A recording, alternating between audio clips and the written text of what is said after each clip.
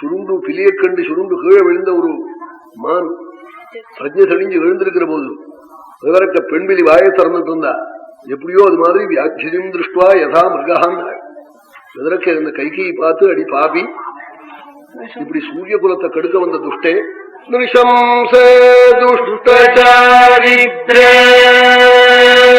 குலஸ்யாஸ்ய விநாசினி கிங்கிருதம் தபராமேண பாபே பாபம் மயாபிவா. ரெண்டு பேரையும் இப்ப கண்கலங்க விட்டையே, நானோ ராமனோ உனக்கு என்னடி தவறு செய்தோம் என்று ராஜா கதறினாள். ராஜா வேறொன்னும் கேட்கல, என் குழந்தைய தண்டகைக்கு அனுப்ப சொல்றையே 14 வருஷம் நீ தண்டக போகணும் ஜட்டாஜனதாரியாயின்னு நான் சொல்லி அவன் கண்கலங்கி நான் பார்க்க மாட்டேனேன்னு அழுதாளா. கதம் தட்சியாமி ராமஸ்ய வனம் கச்சேதி பாஷிதே முகவர்ணம் விவர்ணம் தம் எசைவேந்து உபப்ளுதம். என் குழந்தை கண்கலங்கி நான் பார்க்க மாட்டேனேன்னாள். திருவாள் வியாக்கியானத்துல ஒரு மாதா பிதாக்களும் குழந்தை கண்கலங்க காதுதான் நினைப்பாளா. அதைத்தான் புத்திரால் தெரிஞ்சுக்கணும்.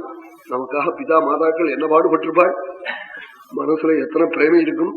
அதனால ஜீவத்தோடு வாக்கியகரணா உயிரோடு இருக்கிற போது வா சமத்தை காக்கணுமா. அதற்கு பிறகு பிரத்யப்தம் பூரி போஜனா அது சாத்தத்தன்னைக்கு கணக்கு பார்க்காம வாரி கொடுக்கணுமா. கயாயாம் பிண்டதானாச்சா ஒரு ஆவர்த்தி சகிருதாவர்த்தியாவது கயில போய் பிண்டதானம் பண்ணணும். திரிபி புத்திரஸ்ய புத்திரதா இந்த 3 பண்ணாதான் அவன் பிள்ளை இல்லவனா வரும். அணி பிள்ளை தன்னை பிள்ளை எத்தனையோ பிள்ளை இருக்க, அது மாதிரி அது ஒரு பிள்ளைன்னு விட்டாள், பிரயோஜனம் இல்லைன்னு விட்டாள்.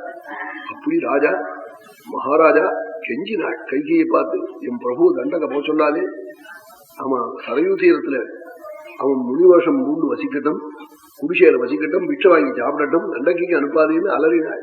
கேட்கல, கௌசல்யும் கேதார போறாள். சுவாமி அப்படி அம்மா சொன்னதுக்காகத்தான் மருதானூர்ல அங்க கிரகஸ்தாசிரமத்துல இருந்து உஞ்சுச்சி வாங்கி ஜீவிச்சாரா. அபிபைட்சம் கிரகே வசயத்துனாலா, பிட்சை வாங்கி சாப்பிட்டு என் குழந்தை எங்க ஊர்லயே சரியோ நதி கரையில குடிசை போட்டுன்னு வசிக்கட்டும் நானா. அப்பா சொன்னதை கேட்டோம், அம்மா சொன்னதை கேட்காம இருக்கலாமான்னு கிரகஸ்தனுக்கு அன்ன பிட்சை வாங்கக்கூடாது, அதுக்காக உஞ்சுச்சி வாங்கணும்.